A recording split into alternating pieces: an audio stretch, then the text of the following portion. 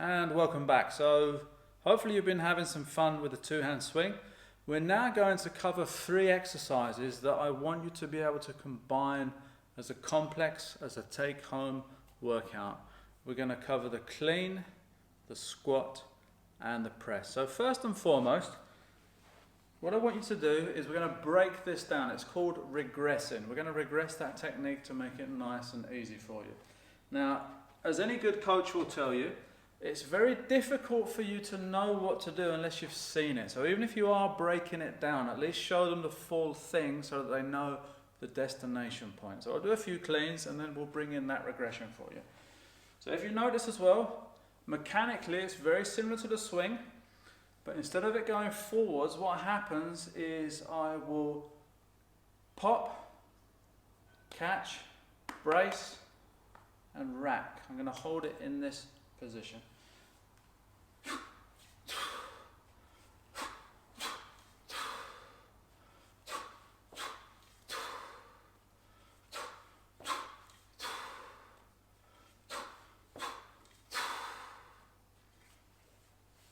So let me just talk you through what's going on here. First of all, I want you to get the dead hang, and then I want you to ever so slightly begin to lift that way. So using the knees as before, just ever so slightly bend and pull. So what we're doing is we're looking at the ball just coming up to about stomach height first of all.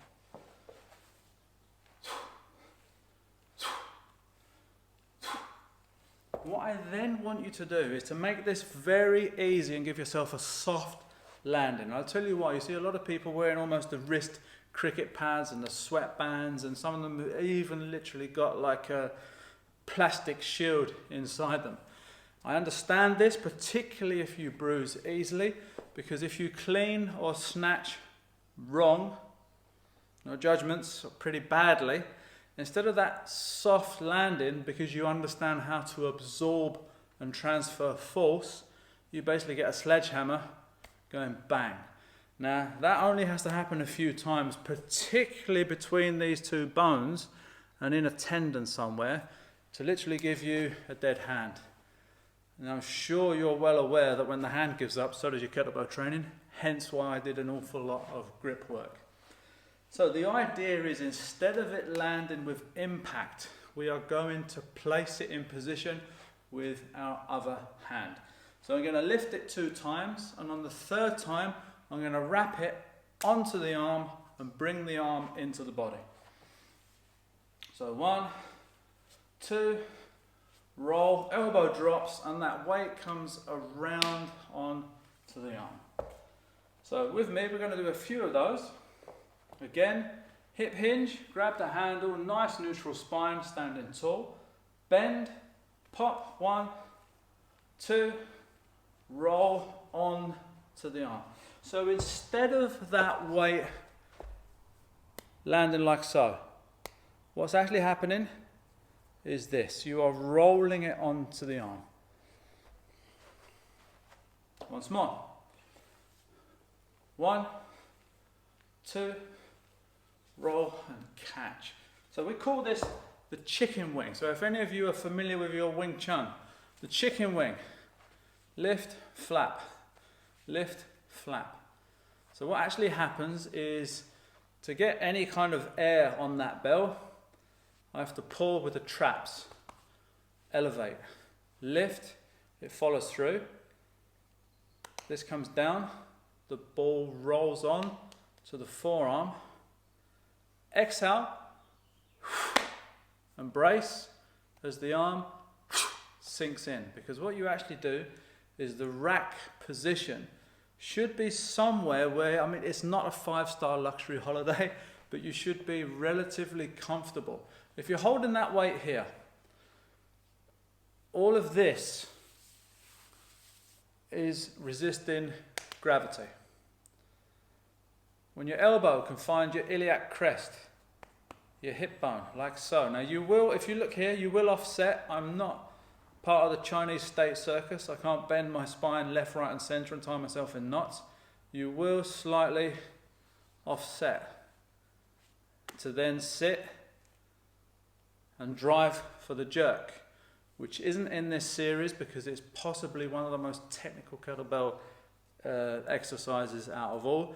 Even for level 3 personal trainers, that's the one that I would say 40 to even 50% of the time we remove that from their course, because literally in 20 minutes, if more than half of the room haven't got it, we jump in. There's frustration, that they start to struggle.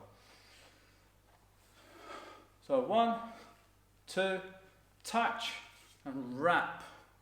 Now from here, that elbow will sink. So if I'm holding it freestyle, yeah, I'm using muscle to keep it airborne to fight gravity, which is pointless. Let it rest here in the rack. You can see the spine slightly offset. I'm not going to need surgery. I can literally stand here for 10 minutes, relatively problem-free. Because what's happened is instead of me holding this thing and shaking,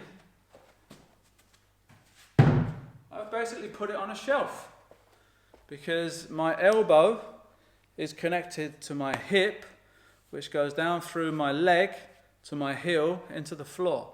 So although I have to maintain posture to keep the weight there, I'm not holding it isometrically with muscle, which would be exactly the same as doing a timed hang from a pull-up bar. You get there for so long and you're gone. So here you're holding. It kicks in, lactic acid builds up, you run out of petrol basically, and then you're gone. Remove that by allowing elbow to find hip. Again, this is essential for press, so we need to get this position because we're going to press after we squat. So once more from front on now, we're just going to lift to stomach, roll and catch. And you can nudge, ideally, to form a semicircle. So that bell wants to come about here. Under, and now, pull, roll and catch. So if you can understand the reverse action, you now should be able to pull it back to this position. Nudge, under, pop and catch.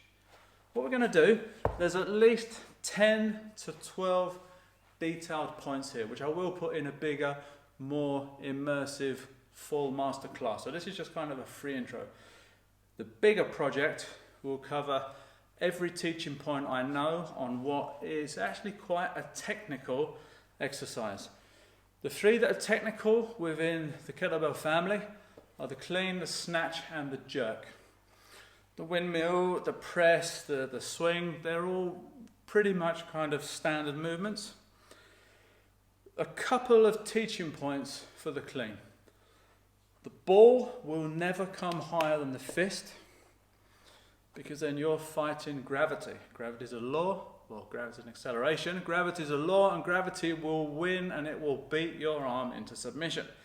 So if you imagine there's me pulling this weight and it comes up to about head height, how is it going to rest on my arm? Bang, with a thud. And as mentioned previously, a few of those, particularly in the wrong place, renders your hand useless. So the ball never comes higher than the fist. If you watch,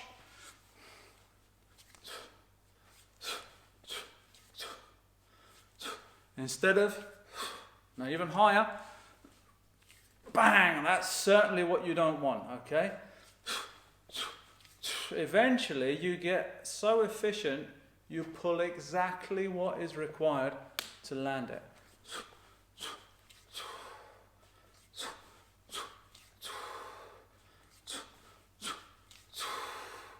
So as I mentioned, that arc. Should I drop that weight straight down? Remember the kiddie swing with the pendulum? So from here, maximum force to accelerate, huge amount of potential energy comes crashing back, and I put the brakes on. So I've now got to start from 0, rather than allowing it to travel under, and all I need to do is add a little bit to the potential energy that is at least here, yeah? Okay, same with the clean. If I drop that weight dead, it's potentially going to jar the spine. If I accelerate, so the arm that's caught it, what we call it the nudge. From here, off, okay, off. And as you nudge it, it will create a kind of arc, semicircle. Extension of the elbow. It can't go forwards anymore. Here's my shoulder, so what will happen? If I bend, I allow it to go under. Similar mechanics to the swing we covered earlier. So as I pop through, I now shrug, chicken wing, catch, rack. I'll give you 2 more tips. Very important one. So that it doesn't feel like Mike Tyson giving you a crack somewhere. The arm and the weight and the body, there's 3 variables here. When they all combine together, that's the punch, okay? As you can see, yeah?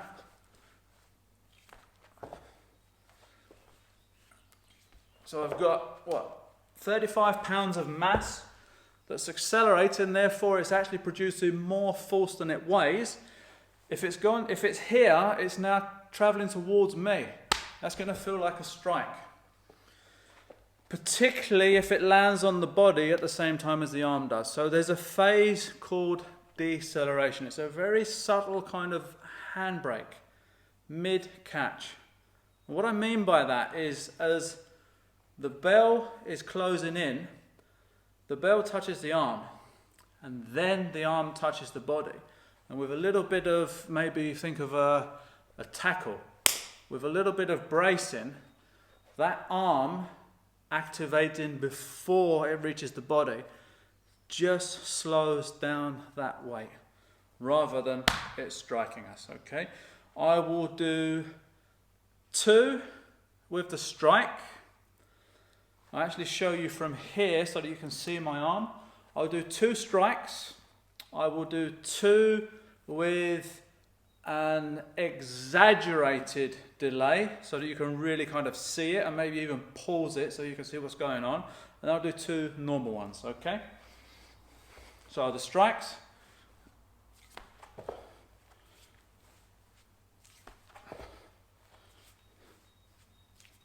Arm, body. Arm, body.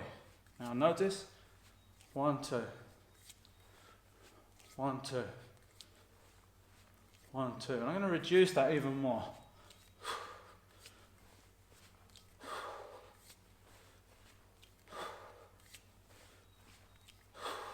So you can see that what happens is there's a certain flow state where boom, boom, boom, boom, boom, boom, rather than it striking you or it needing to be so exaggerated, it's still quite cumbersome and therefore is costing you time and effort, which are both energy or reps in time. My final key point, now this will take a little bit of time, but pay attention because it's how the big lifters get their repetitions. This is what would be known in kettlebell circles as your kind of golden ticket secret. For most people that train with kettlebells, their grip blows out fast. Mainly because they're not used to working at that kind of intensity. So how do we ensure that we don't empty our petrol tank too early? We offset the handle so that we can actively recover during the clean and the snatch. So what do I mean by that? Well, if you think of any standard handle in a gym, yeah? So you've got the little hand, you've got the rower, you've got your dumbbell, you've got your barbell, you've got your pull-up machine, you've got your rowing thing, you've got all these. They are all 90 degrees relative to your forearm, meaning you simply crush grip them, same as you would a pair of hand grippers. Now, where does that handle sit? Handle sits in the middle of your palm, so let me just come in here. The middle of your palm is a couple of inches from your wrist. Now, it was Pythagoras that said, give me a lever long enough and I can lift the world. If you were to load up a barbell on one end with literally hundreds of pounds and go to that end, it probably wouldn't move. Yet if you go to the other end, you could probably lift it and it would feel like a kind of, almost like a broom handle. So what does that tell us about physics? The further away you are from that fixed point, the easier it is to move it. For example, here's my pivot. If I resist, yet someone pushes my fingers, that's gone. Come down a little bit closer, push the hand, I'm a bit stronger. Push the palm, still going to give eventually, but how about pushing very close to the wrist? Now you could resist that all day long because you are basically pushing at the area that it's going to bend. Come up here, boom, it's gone. Come back down and you are much stronger. So if you notice, the kettlebell handle will sit here because you're crushing it the same as you would any handle in a conventional gym setting. But if you think about it, what is that doing to you? Because the mass is offset relative to the handle. With a dumbbell, you've got your handle and your weights are either side of it, level. With your kettlebell, you've got your handle, but the mass, the ball, is over here, offset several inches. And what do you notice about the kettlebell? If I hold it here in that crush grip position, it's basically arm wrestling me. Why?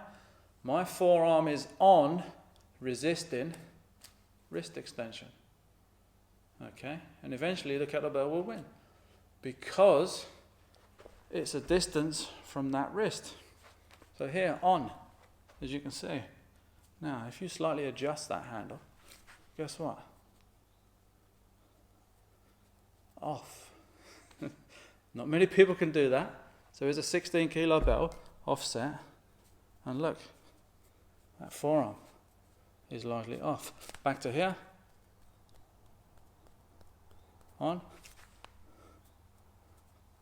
Off.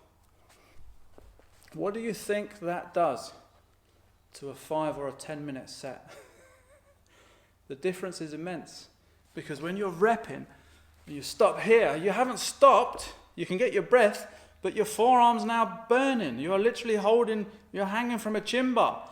And what often happens is eventually that weight's gone because you never get to switch the grip off. And that is always the limiting factor for most people. So, when you catch, tilt it down. Ideally 2 points of contact. Here and here. And what that does is when you go overhead, that stops it rolling around on the arm. So we call it the monkey grip or the paw grip, the false grip. This is perfectly balanced through the floor. Forearm largely off compared to, well, you can see the difference. Yeah. On. Off. And it is such a game changer. So the easiest way to get that is to physically catch it in the normal position and then twist it to that optimized position. Because eventually you'll get there with a tiny little palm strike. Okay? While the bell is in motion, there's a slight adjustment here so that handle angles. Catch it normally and adjust. Flip to catch it normally and adjust. So basically the handle, instead of being parallel, will point to the floor about 6 or 7 feet in front of you. Eventually, you catch it in this position. And that makes life so much easier. So there's a few tips for the clean. The clean is a fantastic workout, still cardio based, working posterior chain, core to brace, quite a lot of forearm. There's some isometric work in the body to keep it kind of stable. Very good for intervals, very good to combine with body weight, particularly to combine as a complex, which we will see as we add in the next two ingredients, the squat and the press, for a full body peripheral heart rate training workout.